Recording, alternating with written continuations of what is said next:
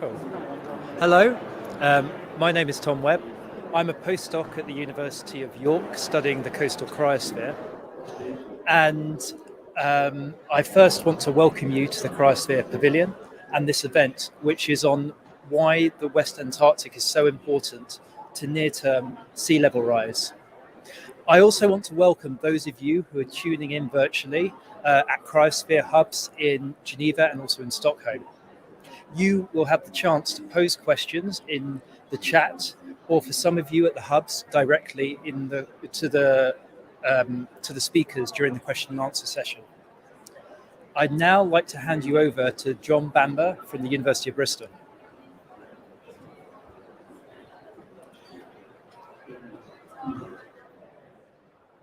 Hi there, everyone. Well, thanks very much for coming along. Oh, is that too loud? Apologies. I'm losing my voice, so see how it goes. My name is Jonathan Bamber. I'm director of the Bristol Glaciology Centre, obviously in the UK, but I'm also a professor at the Technical University of Munich in Germany. And I just want to give you a kind of an overview of the state of the art and why we're particularly concerned about the West Antarctic Ice Sheet and what it may do over, by near term, we mean really the next century. But I'm going to be slightly cheeky because I've got the mic and throw in some other kind of wild cards in terms of sea level rise over the next century and other things that we might want to be concerned about. Just start with kind of my favorite cartoon about climate change and, you know, the battle we've had over so many years in communicating the fact that this actually is an emergency, and you know that we can't sort of really afford to listen to convenient lies anymore. Actually, I showed this in a session earlier on, which was sea level rise, committed sea level rise, and young people and you know their reaction to the changing world that they're going to inhabit because of the things that my generation have done, you know, really over the last 50 years.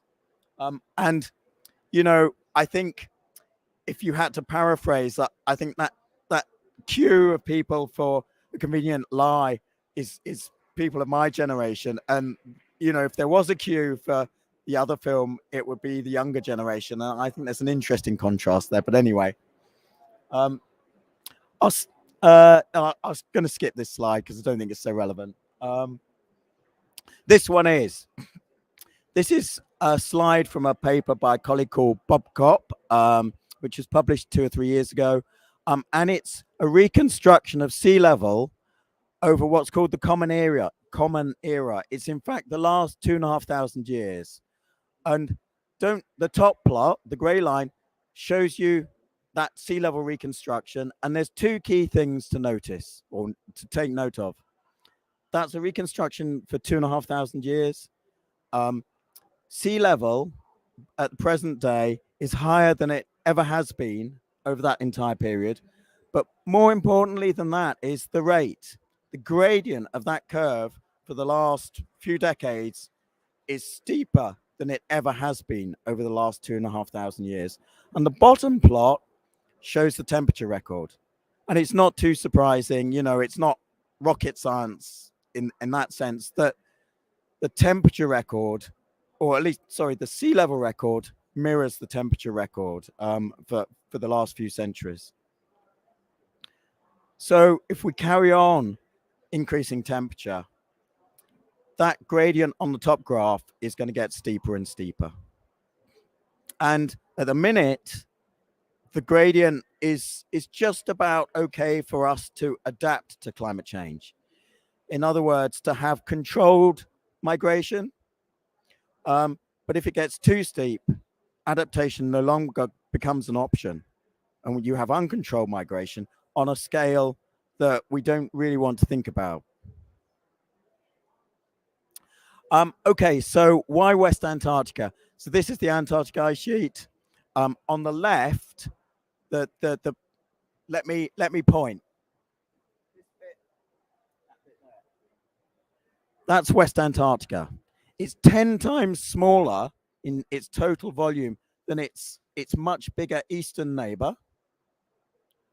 But the reason we're particularly concerned about the West Antarctic ice sheet is that it rests on bedrock that is up to 2,500 meters, that's 2.5 kilometers below sea level. So almost all of it is in contact with the ocean. And as the ocean warms, and in particular, as circulation changes in the Southern Ocean and warm water reaches the continental shelf and the margins of West Antarctica, it's going to erode the underside of this, what's called marine ice sheet, and invoke something called the marine ice sheet instability. That is a kind of a theoretical concept that glaciologists have known about for about 50 years. And it's something that we're starting to see in the observations. You know, we know that it's more than hypothetical. We've seen it in paleoclimate records. And if temperatures rise beyond a certain threshold, then this instability will be invoked, and it's unstoppable on human timescales. The Antarctic ice sheet is, if you like, it's the behemoth, the super tanker of the climate world. It once you point it in a certain direction, it will carry on in that direction for thousands of years. And there is absolutely no way that we're going to be able to change that direction once it's kicked off. And so we must do absolutely everything we can to avoid passing that critical threshold, that point where we invoke this instability. What happens if we do invoke it? Just ignore this. This is just to illustrate how big Antarctica is.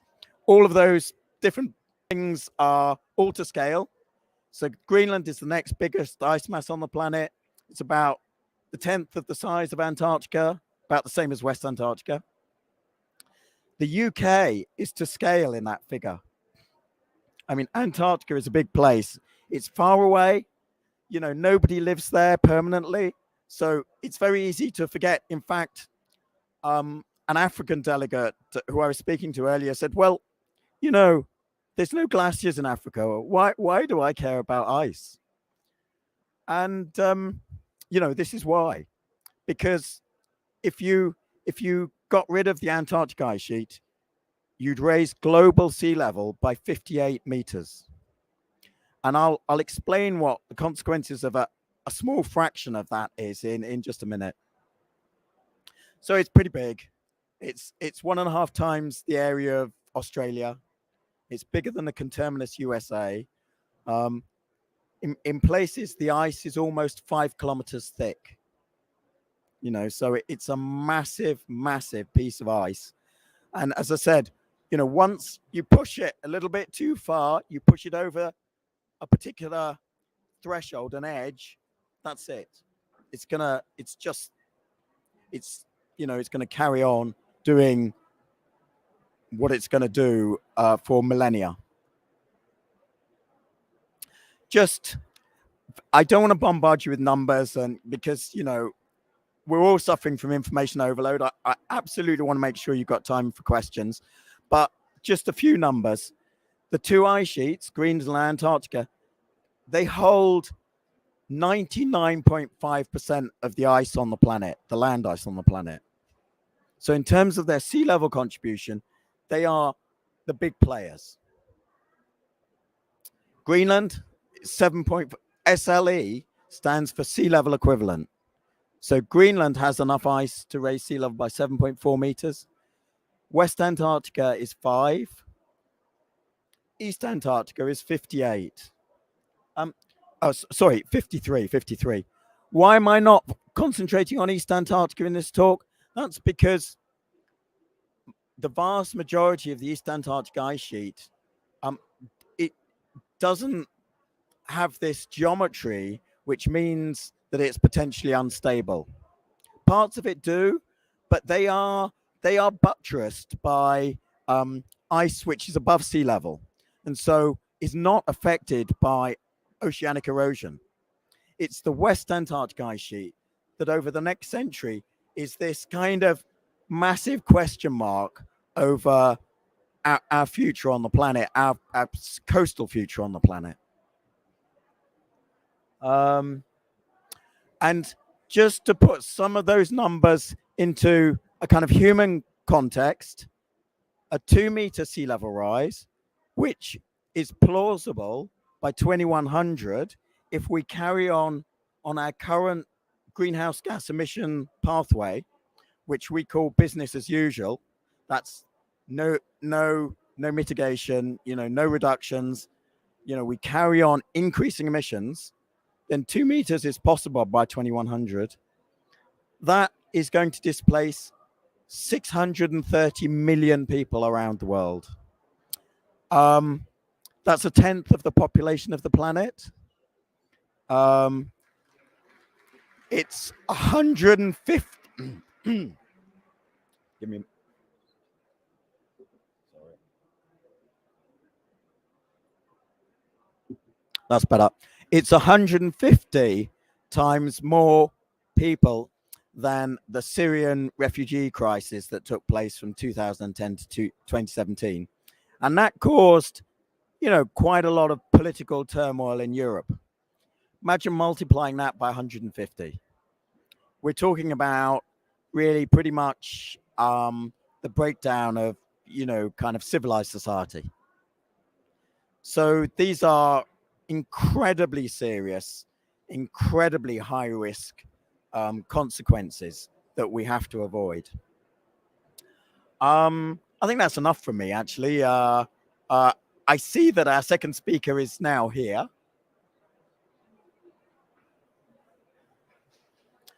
So I'll hand over to my colleague Rob DeConto from University of Massachusetts-Amherst, who has done a lot of work on modeling the ice sheets, both over long time scales, but also looking at ice sheet response to climate forcing in the future. And he's going to say a bit more about the science, I think.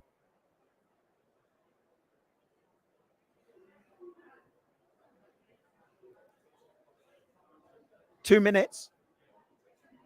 Oh, quick. Okay, some questions. Yeah, Helene.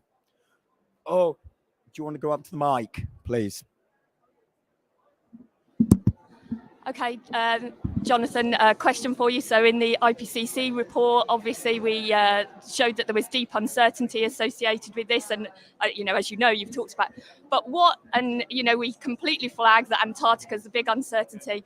If you were going to invest a whole load of money, what would you be doing? What would you be putting your money into to reduce that uncertainty? Well, research or early warning systems, observations, models. So that's a great question. That was Helene Hewitt, who was a coordinating lead author on the latest IPCC report covering this topic. And she wants to know, bang for buck was the question. Where are you going to get the biggest bang for buck in terms of research?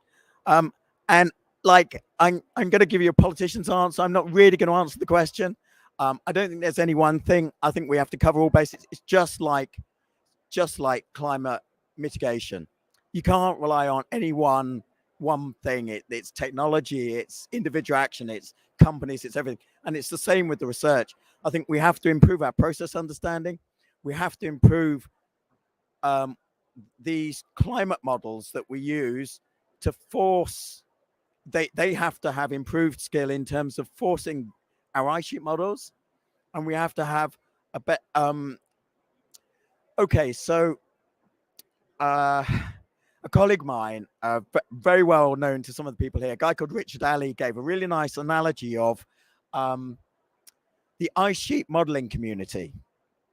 So if you're a meteorologist, you have whole institutes 200 or 300 scientists working in an institute working on atmospheric modeling, meteorological observations, modeling the atmosphere. Same with oceanography, same with hydrology. You know, there's this beautiful building in Boulder, Colorado, called the National Center for Atmospheric Research. It's this massive building where they just look at the atmosphere. Ice sheet modelers, he showed this picture of his office. You know, that's it. There's probably a handful, maybe 20 individuals, perhaps 10 groups around the world working on this incredibly difficult but really important problem. So I think, you know, you've got to do all those things, but I think if you invested just a tiny amount of money, actually, relatively speaking, you know, we're talking $100 billion a year for, you know, developing countries, tiny fraction of that in ice sheet modeling capability, you'd make really good progress. But also, there are kind of no really shortcuts. You know, I don't think you're not going to get the answers in a year or 2 years, and time is against us. So I think we have to look at alternative approaches. And if I was a politician and I was risking, you know, the future of nation states, which is what we're talking about here, I think I would take a precautionary principle. I think it's the only wise thing you can do.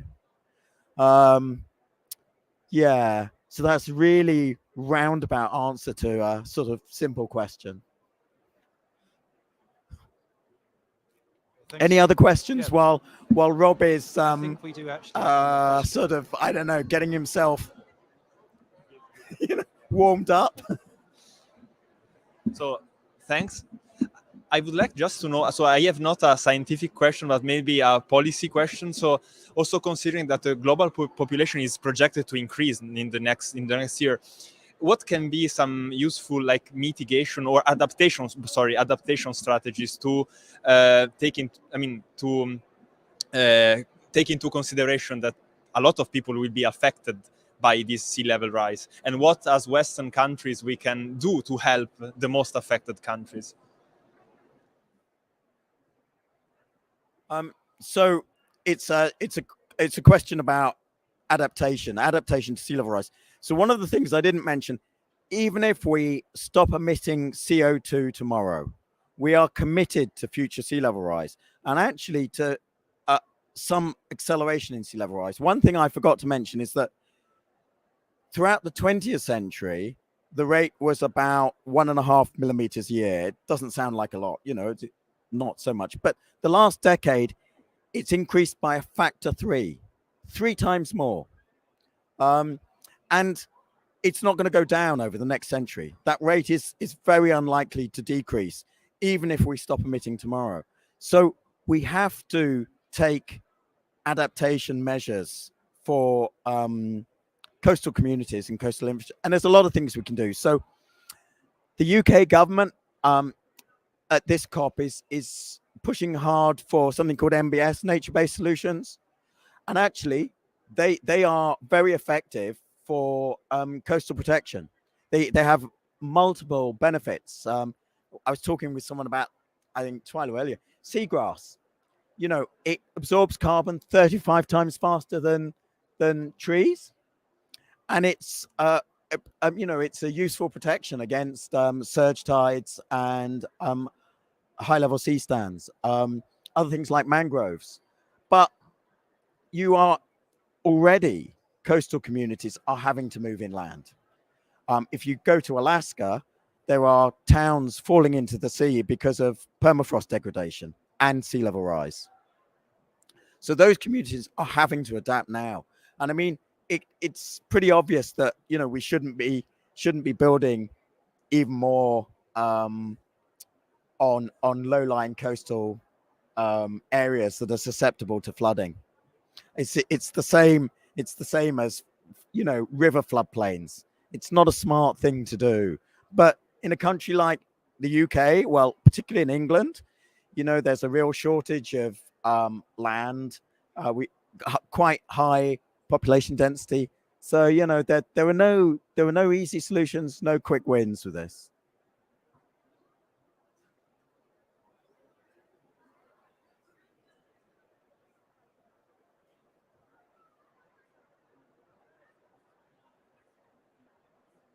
of sea level rise, okay, like from the most optimistic scenarios to the worst case scenarios.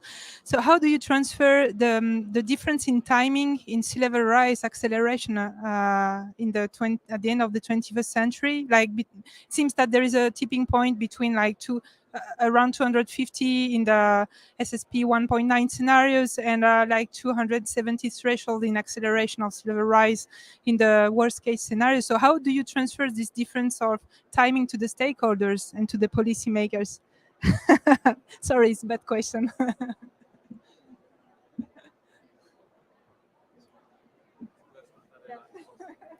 So, if you live in the UK, you will, over the last 18 months, have been subjected to, for a period at least, daily briefings from our chief scientific advisor and our chief medical officer. And then after they've said, you know, things are really bad and, you know, we need to do this and this is the science, a minister, sometimes it was Boris Johnson, sometimes it was a minister, would say, okay, well, there's the science. We follow the science, or we're led by the science. You know, I think I'm gonna pass the buck. I'm not gonna answer that question directly because I'm not a policymaker, and you know, policy is about choices, and you have to make very difficult choices. You know, you have a finite budget. It was just like Helene's question about where would you spend the money. You can't do everything. And so I think in terms of policy decisions, look, we know that if we push the climate system too hard, we are going to pass critical thresholds, not just in the cryosphere, in other parts of the climate system. And as I mentioned, you know, it's not even the precautionary, it's just the sensible policy is not to do that. I mean, oh, I can't show it to you now, but that slide that I skipped over with those black lines, that the one on the left was a reconstruction of the temperature record for the last 10,000 years. And it's basically a straight line. That has allowed us to develop the society that we live in now. It's allowed us to develop modern agriculture. And we're starting to mess with that straight line. It's not a smart thing to do.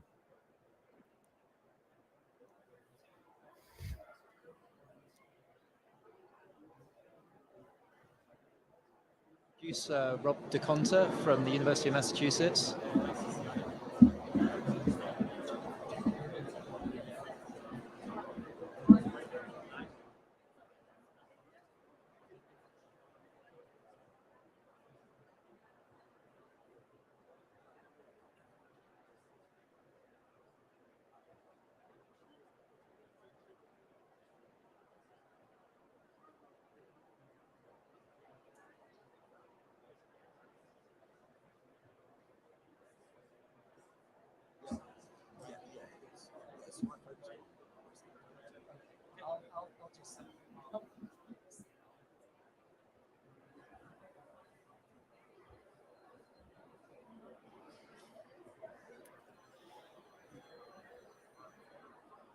Okay, everyone. Good afternoon. I'm going to show a few slides I used in a talk earlier today, and I'm going to try to build on what Jonathan just talked about and Twyla actually earlier in the day. So this still to me is one of the most important, easy to grasp concepts. This is a geologist, American colleague, Andrea Dutton. She's with an assistant working in the field. This is in the Seychelles. And you can see some big granite blocks there. And Andrea is standing on an ancient coral reef. And the geologists have come up with very clever ways to date corals very accurately. So Andrea knows exactly when that coral was living. And she knows exactly how high it is relative to modern sea level. That's a 128,000-year-old coral, and it's 8 meters above sea level. Here's another roughly 128,000-year-old coral. This is in the Florida Keys, about 8 meters above sea level. So geologists not only are going out mapping what sea level has been like in the past, but there's complementary science going on where geologists are actually figuring out the temperature of the Earth at the time these corals were living. We know how much carbon dioxide was in the atmosphere because we can drill ice cores that far into the past. And the take-home message here is, without all the fancy modeling and the fancy computers and the glaciology that a lot of us here speaking do, the message is clear. The ice sheets are sensitive, and they're sensitive to a little bit of warming. And if you wait long enough, even with temperatures like we're seeing today, and we think that global mean temperature was about the same when these corals were living 8 meters above today's sea level, 128,000 years ago, that means that the ice sheets are sensitive. Now, whether or not this is mostly caused by Greenland melting or the West Antarctic Ice Sheet, we're still trying to figure out just how much each ice sheet contributed. But there have been records now published in the last 10 years that suggest that at the time, precisely at the time when Andrea is, has dated these corals, Greenland was not the dominant contributor to this sea level rise. It had to come from someplace else. And of course, the only other source is Antarctica. And the assumption being, for the reasons that you just heard about, and ones that you'll see again here, likely West Antarctica being the culprit for a lot of this sea level rise. So these records are powerful. They're somewhat uncertain in trying to figure out, this coral might have moved up and down, plate tectonics. The Earth's crust actually goes up and down with something that the geologists call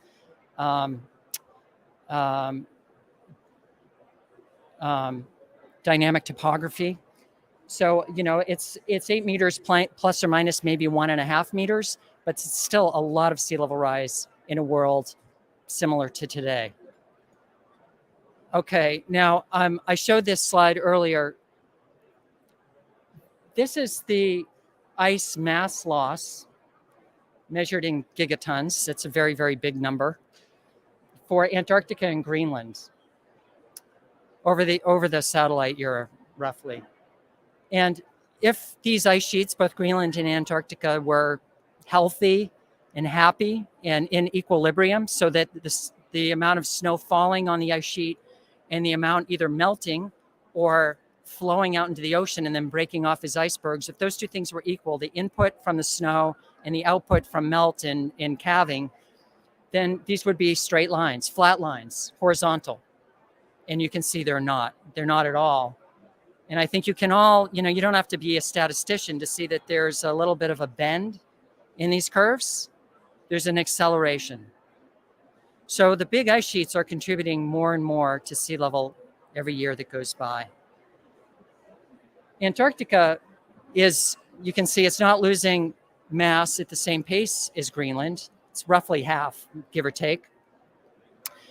But if that were to change, that would be a very, very bad thing because of the sheer size of the ice sheet.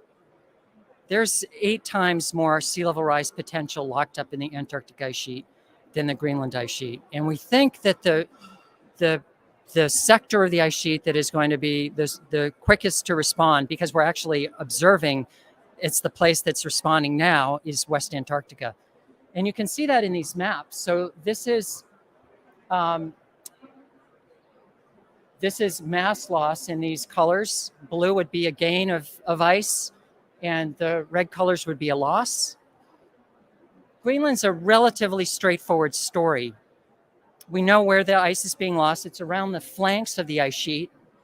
And what's happening is it's pretty simple that every year, right, we have polar amplification. This part of the world is warming at more than 2 times the pace as the rest of the world. And every summer, the temperatures that are above zero are climbing higher and higher up the flanks of the sides of the ice sheet, causing more melt. It's surface melt. Something else is going on in Antarctica where you see that red bullseye. It's still very cold in the summertime. There's something else going on. There are dynamic processes, the ones that Jonathan, I think, talked about, that are, there's a big glacier. There are two. One is called Thwaites Glacier, and we'll talk about that in a minute, and Pine Island Glacier that are responding to changing conditions there. We think mainly they're responding to an increase in the temperature of the ocean that is in contact with the undersides of these glaciers and their buttressing ice shells. Okay, so if this system wakes up, there's roughly between 3 and 4 meters of potential sea level rise just in this part of the ice sheet, which we call West Antarctica, the West Antarctic Ice Sheet. There's much more ice locked up here in the East Antarctic Ice Sheet.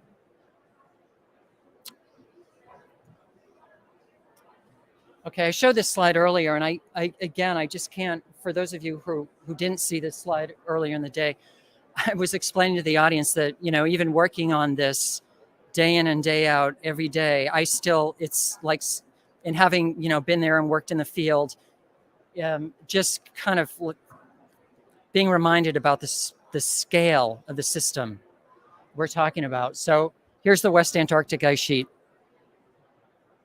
It's the size of most of the Western United States. Huge. Okay, now why West Antarctica versus Greenland is also an interesting story in terms of sea level rise, is that whether Greenland ends up being the dominant long-term future contributor to sea level rise or West Antarctica is going to impact who is the big loser in terms of coastal impacts, because sea level rise doesn't happen at the same pace, at the same magnitude everywhere on the surface of the Earth. You'd think it would, because the ocean is fluid and it can move. But the reason has to do basically with gravity. So as the ice sheets lose ice, there's mass that used to be locked up in an ice sheet is now being distributed throughout the world's oceans. And that changes the Earth's gravitational field, even changes the Earth's axis of rotation a little bit. It pushes or lets part of the Earth's crust actually respond.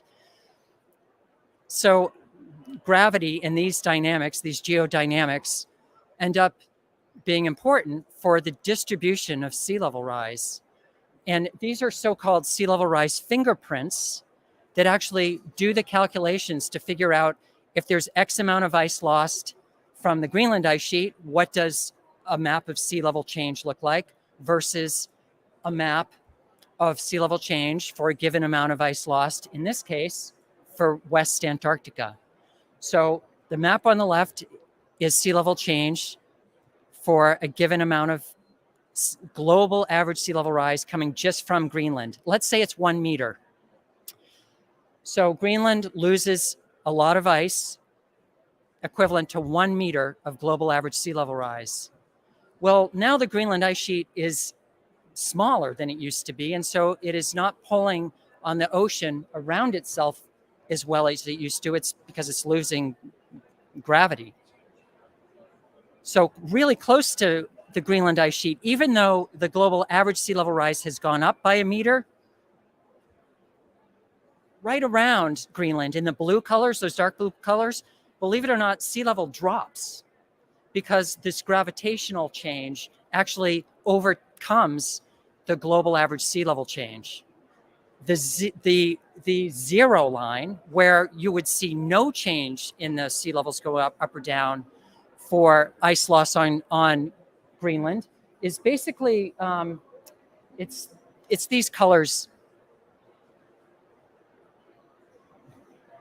sort of those where the dark blues are going to light blue, basically right through the UK. Now, it doesn't matter if it's 1 meter or 7 meters of ice loss from the Greenland ice sheet, that zero line doesn't change. So that's really interesting. That means that if the Greenland ice sheet goes into the ocean and causes 7.4 meters of global average sea level rise, the UK is not going to feel a thing. But that means that someplace else in the world has to compensate. So you look far away from Greenland, for example, down in southern South America. Over here, you see some dark red colors. Those are places where the sea level change is more than we expected. You're getting more sea level rise than the global average. Now, here's the same sort of scenario for the West Antarctic ice sheet on the right. It's the same story. West Antarctica losing ice. Gravity is changing. It's not pulling on the ocean around itself as much as it used to. Sea level is actually dropping in these dark blue colors. You go far away from West Antarctica. For example, there's a big dark red bullseye right around North America. This part of the world feels more sea level rise than the global average if the sea level rise is coming from West Antarctica. And it's a pretty big number. It's 25% uptick. So like where I live, Boston would feel not 1 meter of sea level rise because a meter of ice worth of ice was lost from West Antarctica. Boston would feel 1.25 meters. That's a really, really big difference. Okay, so I'm sure it has already been mentioned. Why West Antarctica? West Antarctica because this is a map of what Antarctica looks like if you take the ice sheet away and we just look at the bedrock. The green colors are land that is above sea level, and the blues are land that are below sea level. Okay? So West Antarctica, here, there's the West Antarctic ice sheet. You see it's all sitting on blue, and some of those blues are really dark. West Antarctica, the West Antarctic ice sheet is sitting on bedrock. It's essentially a bowl-shaped basin that in some places is more than 2 kilometers, 2,000 meters below sea level. So it's a bowl-shaped basin where as you go from the edge of the ice sheet into the interior of the ice sheet, the bedrock gets deeper, like a bowl. Okay, and that's why Jonathan mentioned and described, I think, a potential instability in the ice sheet that exists in scenarios like this, where as you go back into the interior of the ice sheet, if the bedrock gets deeper and deeper and deeper as you back up, or if the ice edge starts to retreat and you start going, the ice edge is now backing up into the interior of the ice sheet.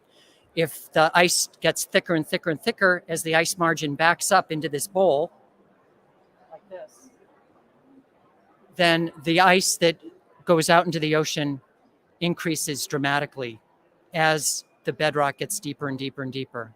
So that would suggest that there could be an instability in the system, because just as you start to retreat into deeper bedrock, the ice gets thicker and you start making even more ice go out into the ocean. This is the so-called marine ice sheet instability notion. Now, marine ice sheet instability and another instability that I'll mention as a possibility, another possible instability in the system, aren't fully widespread all around Antarctica and around like East Antarctica, because a lot of the ice in Antarctica that's in contact with the ocean are being essentially protected or supported by ice shelves. And little arrows here are pointing to extensions of the ice sheet that are floating tongues of ice that extend out into the Southern Ocean. Okay, and you'll see what the role of these really important ice shelves are in just a moment. This figure is just showing the speed of the flow of the ice in a computer model of the ice sheet. And so we make sure that these computer models of the ice sheet can match the modern geometry and flow and dynamics of the ice sheet. That's a good thing. That doesn't mean that the the model is something that we can use to make future projections or predictions, but it's the first step in modeling. Can we reproduce the modern ice sheet? For the most part, we can. Okay, so these fast flowing regions in red, that is mostly floating, mostly little floating tongues of ice, mostly floating.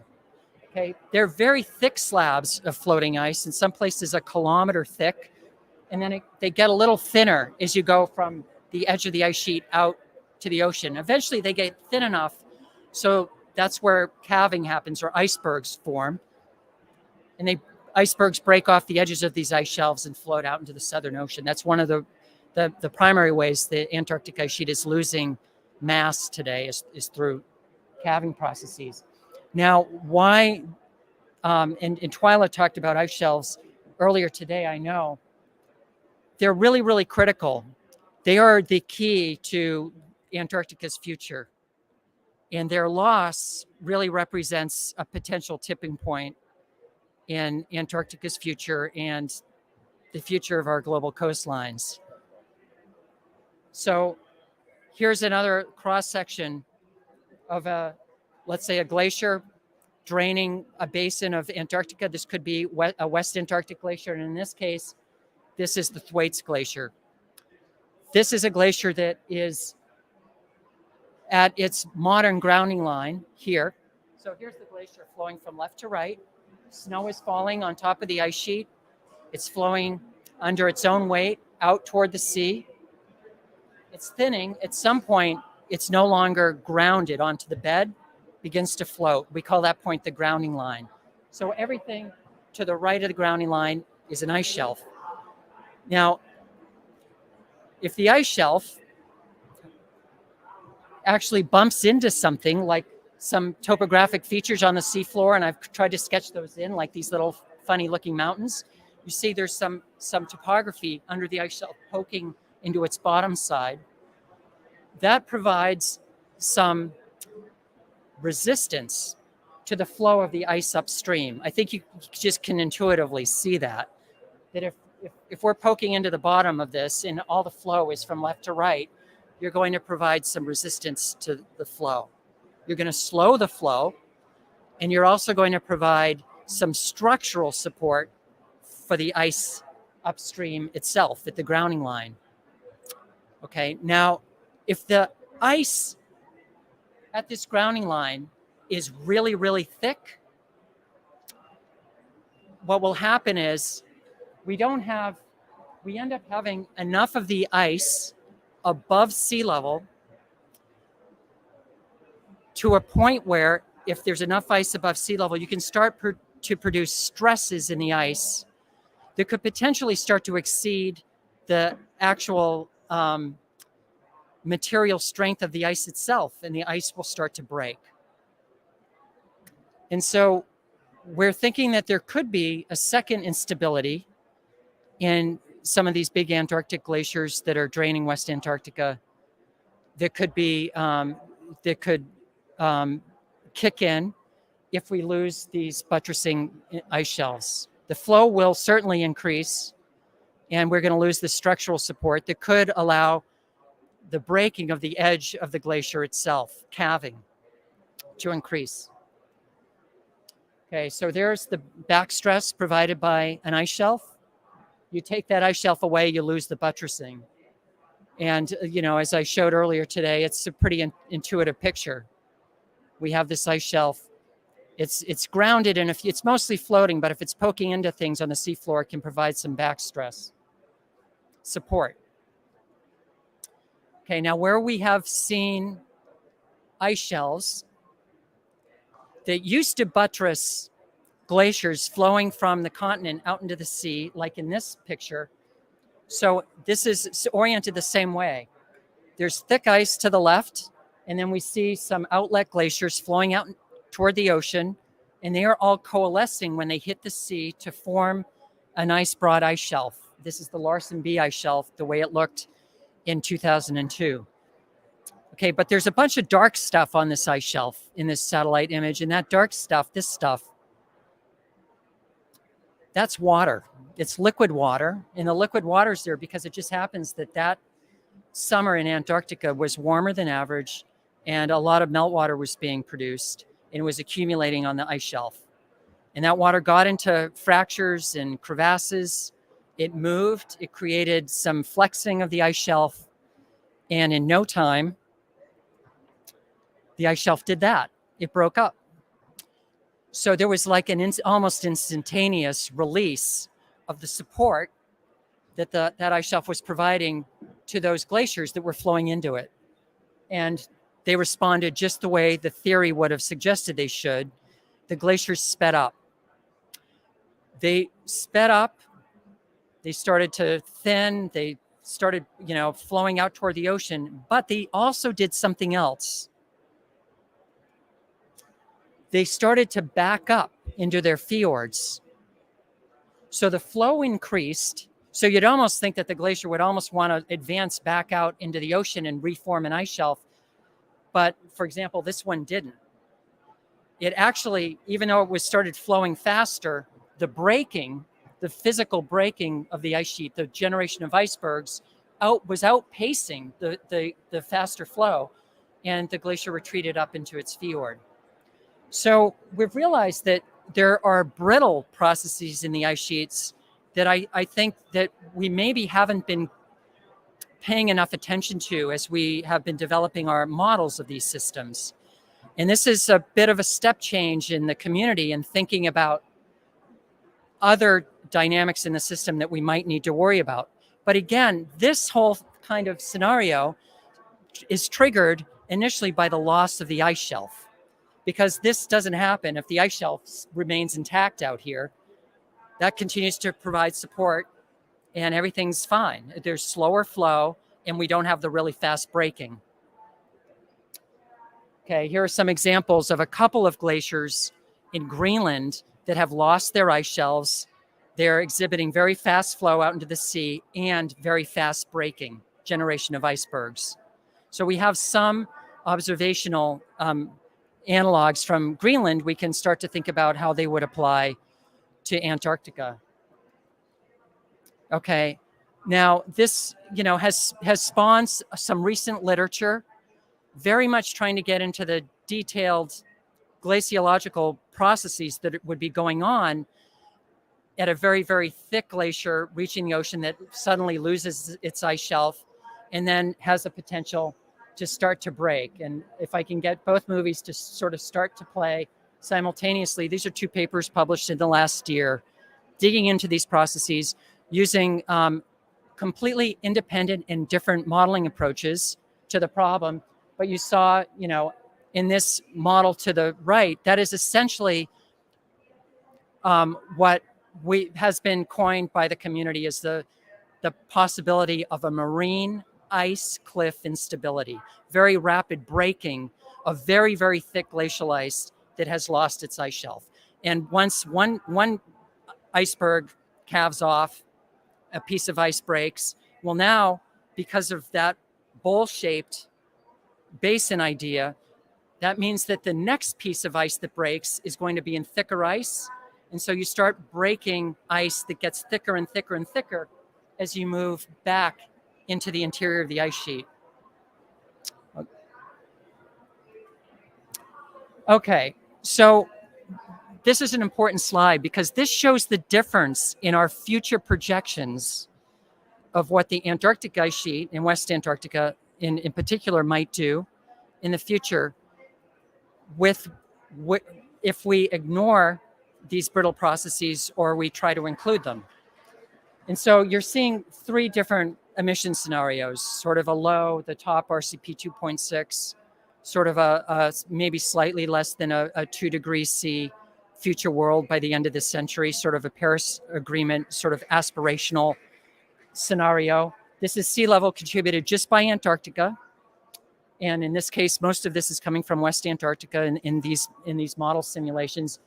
And the axis here is in meters. And you can see that even by the year 2300, roughly ballpark 1 meter sort of scale in terms of what might be predicted by these models with these processes included.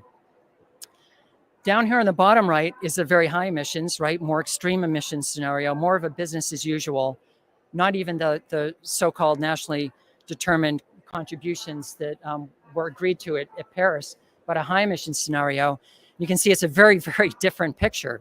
Meters of sea level rise coming from Antarctica on, over the course of a few centuries. Now, this line, this black line down here, that's the same model without these brittle processes included. The breaking, the fracture, the iceberg generation in places where the ice sheet has lost its buttressing ice shelves. Completely different. Okay, now there was a really important, question just asked about the IPCC and future projections, and we're going to end on that. So keep this in mind. If these processes really are something that we need to be worrying about, we have witnessed them happen. There are observations of these processes happening. There's growing theoretical and computer modeling evidence that they might be something that we need to worry about. This is a huge amount of uncertainty. Should the IPCC and all of us be counting on a future with this kind of sea level coming from Antarctica, or something like this? Okay, and a really, really important question for our community right now. We're trying to get a better handle on just that. Okay, but I will say that, relative to this meeting and what we're all here to do is to try to have some positive influence on policy. When we do include those processes in a model and then look to see what happens to the West Antarctic Ice Sheet with incremental warming. So these are simulations that emissions follow a trajectory in the top left, where as soon as the world reaches plus 1.5 relative degrees Celsius relative to pre-industrial, that's as warm as the world gets. We look to see how much ice is being lost from West Antarctica. The red line is the rate of sea level rise coming from Antarctica. Most of that's West Antarctica. Plus 1.5 degrees C. We're getting 8 centimeters out of the entire ice sheet, both West and East Antarctica in the year 2100 in a plus 1.5 scenario. We follow a plus 2 degree scenario, the middle plot. There isn't much difference. Nothing dramatic has changed between plus 1.5 and plus 2. We go to plus 3 degrees, so essentially following the current nationally determined contributions, and you can see what happens to the red line. It's a completely different storyline. By the end of the century, things really take off, and that's really dramatic retreat of the West Antarctic Ice Sheet, a combination of faster flow and more breaking, in particular of the part of the ice sheet that's drained by this Thwaites Glacier. Now, Thwaites Glacier, like relative to a Greenland counterpart, the big dramatic, videos that you've probably seen of huge calving events in Greenland. And I actually showed you 2 photos of some of the 2 iconic glaciers in Greenland, the Helheim and the Jakobshavn Glacier. They're very impressive glaciers, approaching a kilometer in thickness, between 5, in the case of Jakobshavn, about 10 kilometers wide, huge system. Thwaites Glacier is draining a basin, again, that is more than 2,000 meters deep. And the trunk of the glacier is about 120 kilometers wide, not 10 kilometers wide like a big Greenland outlet glacier. Okay, so what's happening in this bottom right-hand scenario where the world has gone up to plus 3 is we're just starting to see summers around the margins of Antarctica where the summer temperatures are just starting to flirt with or go just above freezing. And once you hit the freezing point, every 1 degree Celsius increase in temperature drives an exponential increase in the amount of meltwater that you generate on the surface of these ice shelves. So the ice shelves are flat. It means that once you hit a threshold of warming, you're suddenly now covering a huge area of these ice shelves where the temperatures are potentially a little bit above freezing in the summer. You're going to start to swamp them with meltwater. And again, that's this tipping point I would be worried about in terms of Antarctica's future. Where the ice is mainly coming from in this +3 degrees scenario. And by the way, this is an ensemble of simulations. The blues and the black. So the red is the rate of sea level rise being contributed by the ice sheet. And the black curve is the amount of sea level rise that the ice sheet has contributed. And you can see that the Antarctic ice sheet ends up contributing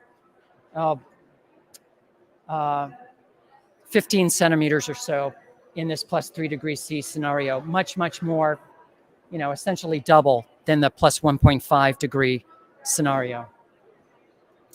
Okay, this is where the action is. It's right where most of the mass loss is being generated today, where we think some of these processes might be on the verge of having begun. So we're going to concentrate on this sector of the ice sheet. In the year 2100, this is what things look like. You can see that there's been a retreat. Here, the Pine Island and the Thwaites Glacier. This is all Thwaites Glacier draining back into the interior of the ice sheet. So you can see that there is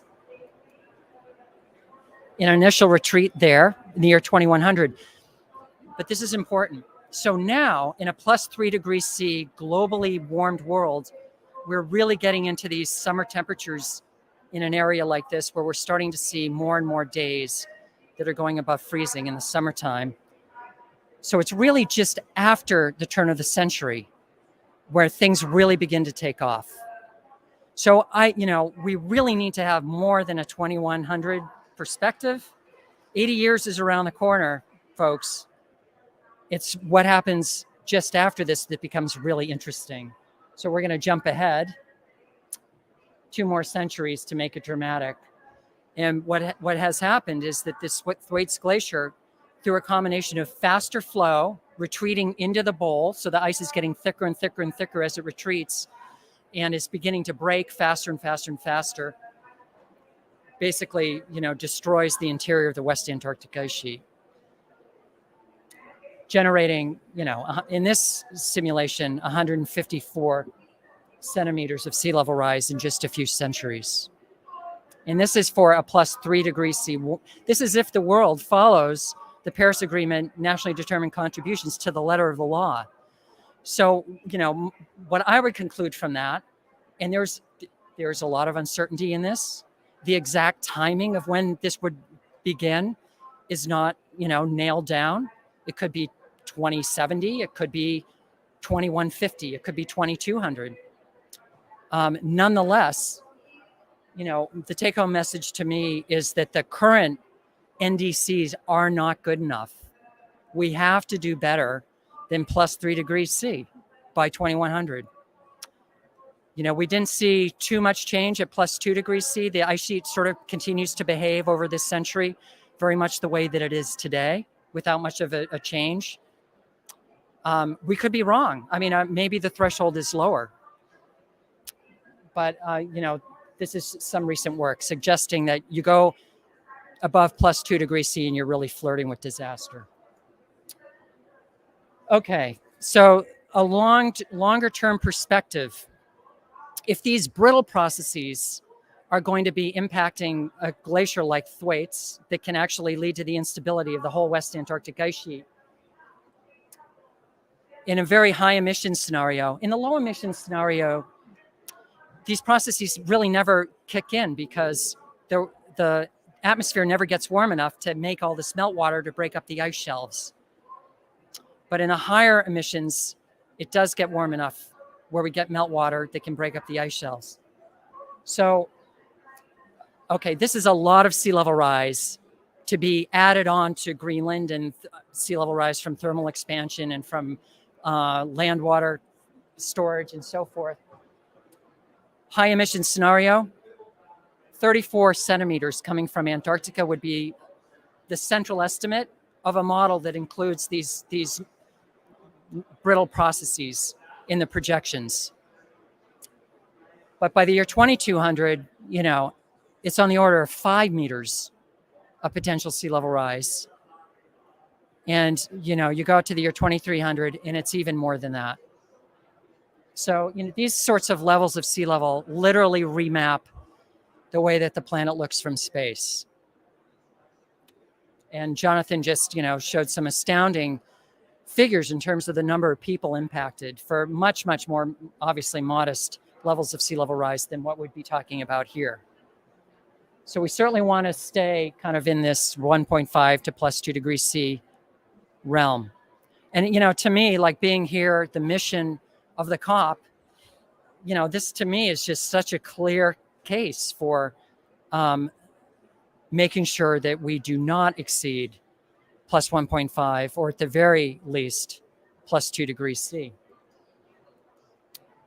Okay, is this as bad as it can get?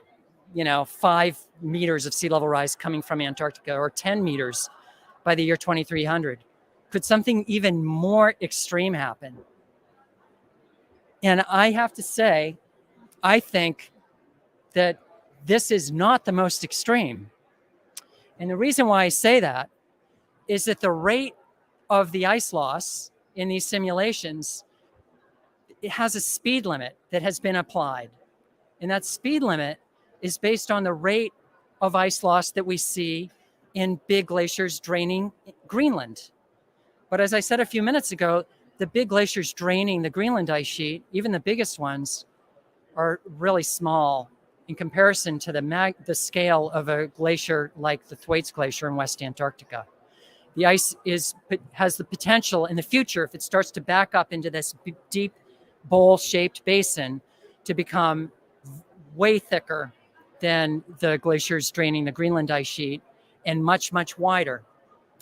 Thicker ice, no buttressing because there's no ice shelf, means a lot of stress in the ice that can make the ice break, maybe even faster than the rate that the ice has observed to break in Greenland.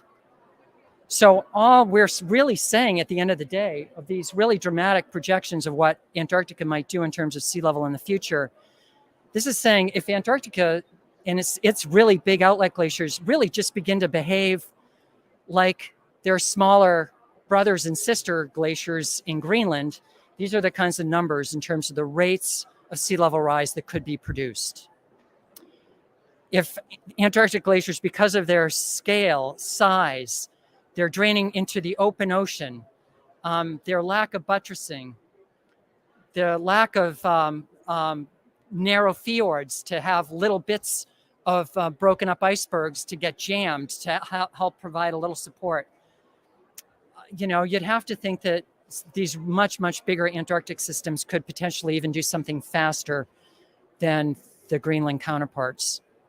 So this could, in some ways, be conservative in terms of the estimates of sea level rise that this particular model is producing. Okay, so ending on this slide. So this sort of wrapped up the previous discussion as to like, what do we make of this? So, you know, to date, there's been one model that has incorporated these processes, just one, at an ice sheet scale to try to say something about what they might mean for the future. So it was really great to see that in the just recent release of the IPCC AR6, this is a figure from their from the summary for policymakers. The bottom panel is their sort of summary graphic for sea level rise. And what it's showing are their projections for future sea level, their best guess, their central estimates, the 50th percentile of their probabilities, these solid lines in this bottom graph. And the details of the numbers really aren't that important. The blue projections are for the lower emission scenarios, and you see the red projection is for the highest emission scenario that was considered. And then the range, the colors that are around the discrete lines, would be the so-called likely range of the projections, the 17th to the 83rd percentile in the probabilities. Okay, and you can see that in the year 2100, 1 meter or more of sea level rise, from Greenland plus Antarctica plus thermal expansion is within the likely range of the higher emission scenarios. That, in 80 years would be devastating in and of itself. But then there's this red dash line. And this was the way that the IPCC handled, the possibility that maybe some of these they're not new mechanisms because we've known about them, we've studied them for a long time, but really, the first time considered is actually, okay, what do they mean for the Antarctic ice sheet? They treated that, not by trying to figure out a way to incorporate that dashed red line within the main body of the projections, but sort of as just kind of an outlier. And they're calling it a low likelihood. So, that's the perspective that it's not likely that these processes are going to kick in. But if they did, it would be a high impact, obviously, storyline. But you can see that there is a possibility that there will be outcomes for sea level because of a really rapid loss of ice from the West Antarctic Ice Sheet mainly, that lie way outside the likely range of the primary projections that we collectively in the world are using to make important policy decisions.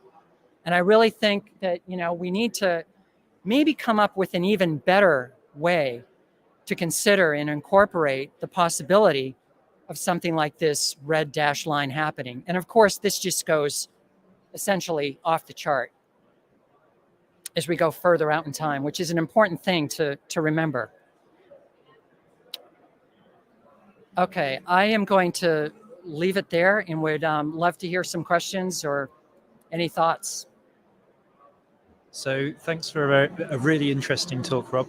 Do we have any questions online or from the floor? Do you have a question? Yes, come and ask a question. Hi, Rob. Great to meet you, having incorporated some of your work in the IPCC report. So similar question to Jonathan, actually. I'm still, there's lots of gaps, there's lots of uncertainties. Antarctica is the big question. I still kind of think Jonathan's was a bit of a cop-out answer. So I'm asking you how you would spend the money. Are you going to spend it on modelling, or do we need to install early warning systems around Thwaites Glacier, or are there, what are we going to do? I love it. Modeling is cheap. So is that what you said? Is modeling is cheap? So there is a, I look at this and I'm looking at this, the International Space Station go by at night. I'm thinking about, okay, where are our priorities? An outcome like that, if there's even a 1%, 2%, 5%, we're all wearing masks, right? Okay, I'm not because I'm speaking, because there's a very low probability that you're gonna have a breakthrough case and get COVID. And if I knew that there was a 10% chance, let's say, of that happening, to have come to the COP, I would, I don't know if I would even come. You certainly are not taking your masks off. And now we're saying maybe there's a 10% probability that some outcome like this could produce catastrophic outcomes for the world and the population. And yet, as Jonathan noted earlier, there are just a few modeling groups right now that are studying this, trying to get into the details of this. Part of the problem is I'm not even sure it's money. It's capacity. We need to be training more students, like making this kind of science exciting so that everybody is breaking down the door wanting to be our graduate students and to learn this stuff and to take it to the next level. That will in part drive the science because our funding agencies will be flooded with proposals. But still, at the end of the day, even if we were able to increase our capacity for modeling and studying the theory and the supercomputing, an order of magnitude higher level than today, it's still relatively cheap science. It's the challenges of getting the observations, international coordination in field programs. It's still a really difficult place in the world to get to. More people have been in space than have had physical contact with the Thwaites Glacier. And yet it is, it has been coined in some of the American press as the so-called Doomsday Glacier.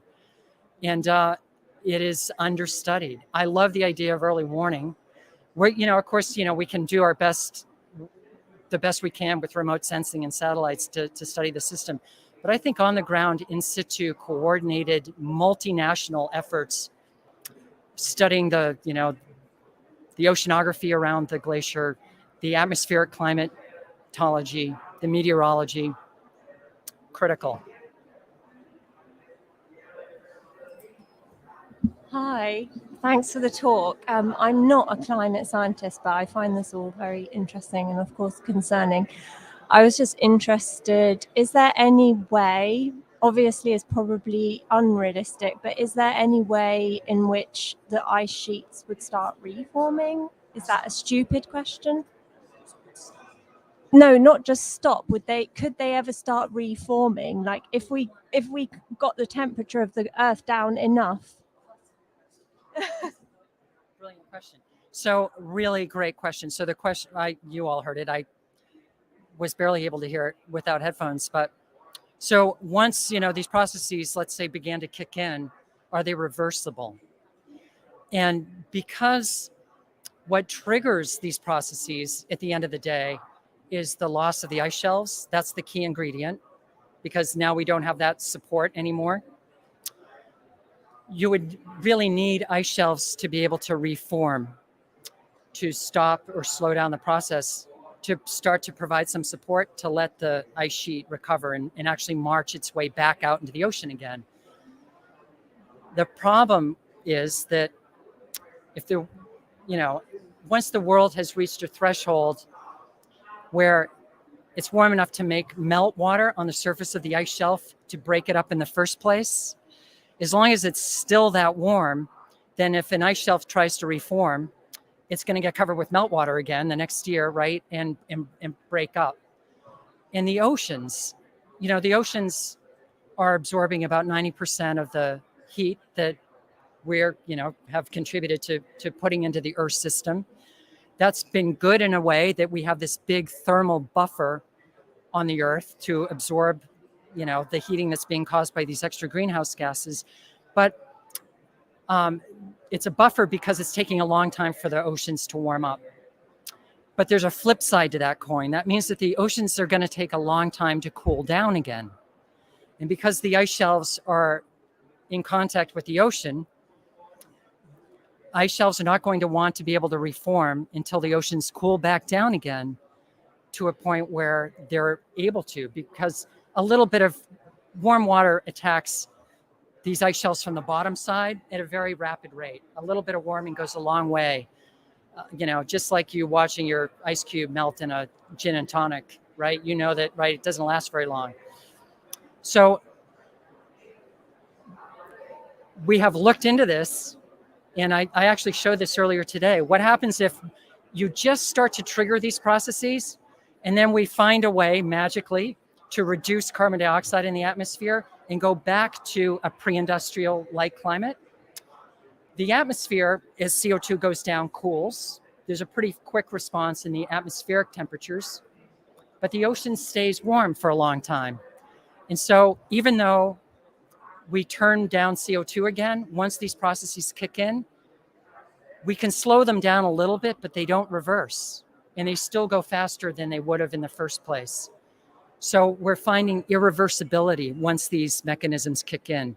And it's a really important question you ask, because it means that even science fiction like geoengineering, we don't have the technology right now to scrub carbon dioxide out of the atmosphere at scale at the rate that would be required to do something like that. And even if we did, the models are suggesting it's not going to matter once the world gets warm enough and the oceans have absorbed enough heat. it's another reason to just say, we just leave the fossil fuel in the ground, because even if we find a way to pull it out of the atmosphere again, not going to have that much of an impact. It'll be too late.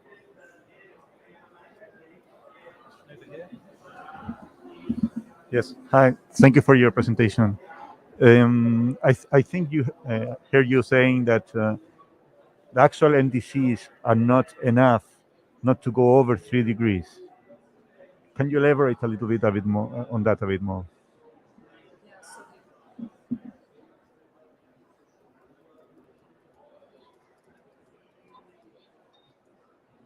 So this is why I'm saying the NDCs aren't good enough, is that you see these red lines. This is sea level coming from Antarctica, plus 1.5, plus 2. You see there's not much change in that red line. Plus 3, you see the big change. And that big change is happening because, again, it's getting just warm enough. The oceans are warm. It's a combination of the oceans getting just warm enough and the summers around West Antarctica beginning to make some meltwater that triggers these processes, kicks things off. So we want to do better than this.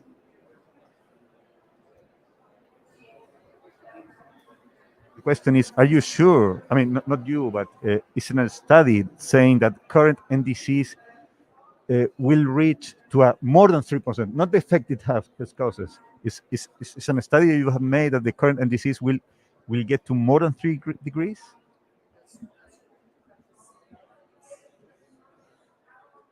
So the question is it really, or do the NDCs really do they produce plus 3 degrees in the year 2100 or something potentially even more? That number has been going up and down. You can track it at climateactiontracker.com all the time. I know it was 2.7 degrees a few months ago, then it was 3.1. I don't know what it is right now, but it's roughly plus 3 degrees. Hello, thank you for your insightful presentation. I would like to know, would you define the rate, given the rate and the scale, that we got a tipping point at this moment? Would you consider the situation a tipping point? Yes. Yes. So these are really wonderful questions. So are we already at a tipping point? I guess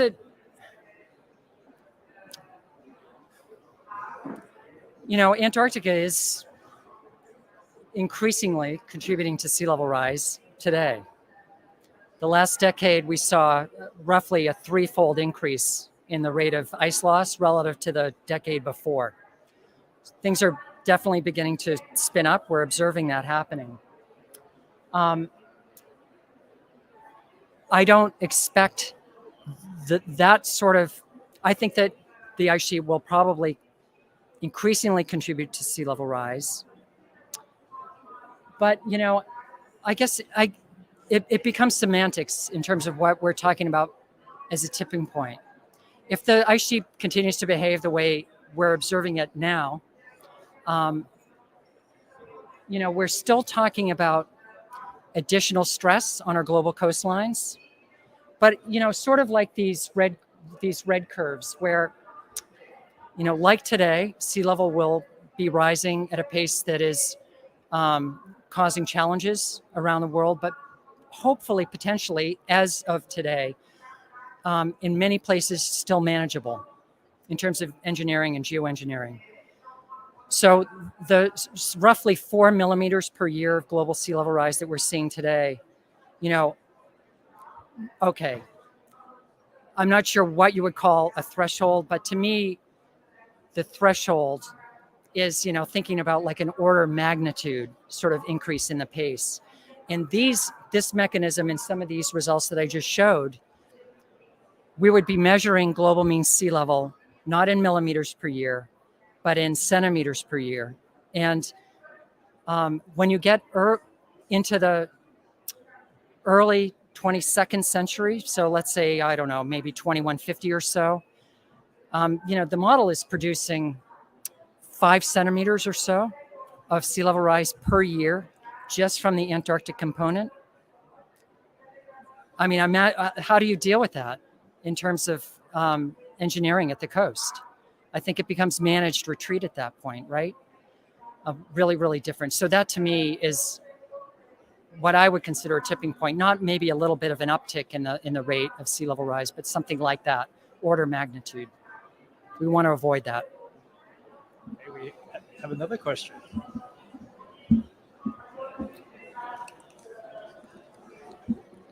Thank you. I learned a lot at this session. I was wondering, you went over some of the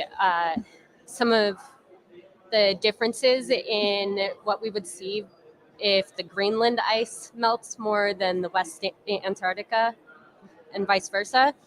Is it currently predicted to go one way or the other, or is there a way that you know, or are trying to know which way it's going to go?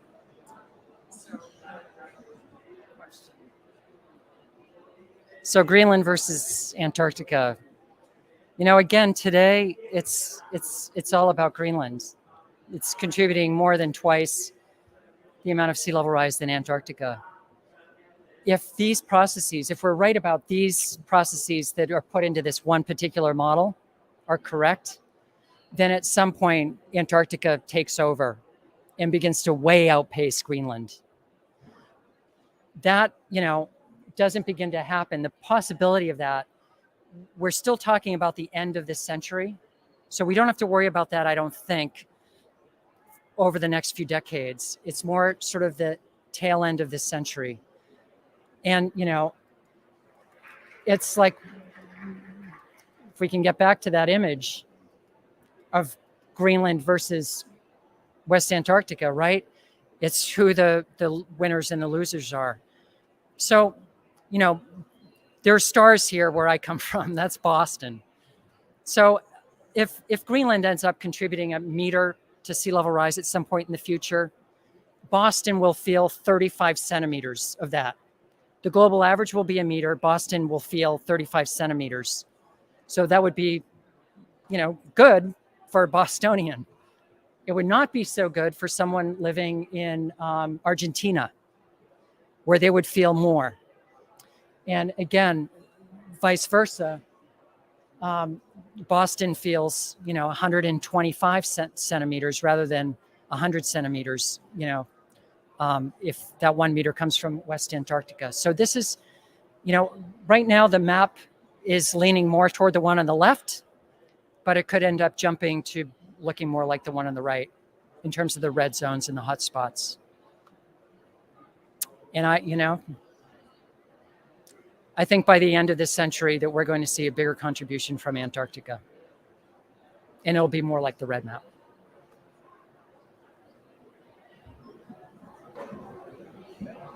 Does anyone else have any questions?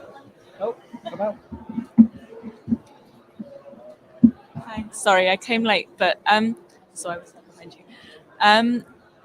Looking at the difference between those two maps, this might be quite a cynical question, but do you think if we were more likely to see a map that's more like the one on the right with more sea level rise in the northern hemisphere, sea level rise would be a bigger issue in climate change policy? Do you think sea level rise might have been a larger part of the conversation in climate change policy if we were more likely to see more sea level rise in the northern hemisphere than in the southern? So there was my graduate student, Shana Sadai, who is here in the audience, she, at the end of my previous talk, she talked about some of the climate justice issues with this. And there are others in addition to this. So the question, right, that, I mean, you know, sadly, probably if there were people, where's the power? You know, I suppose is the question. You see big impacts in places like New York and LA and San Francisco. In here we see, you know, big impacts in other places in the world. There are some serious climate justice issues that come into play. But the policies that were talked about at Paris, for example, were not thinking about these maps. And if they had been, I really can't say. I'd like to think that it would have sparked some important dialogue about justice and fairness in terms of policy. Okay. Would you like to join me in thanking both our speakers today for this session? Thank you. And before you go, we have coming up at 6 p.m. we have a session on Antarctica and the limits of adaptation, if you want to stay around for that. Thank you.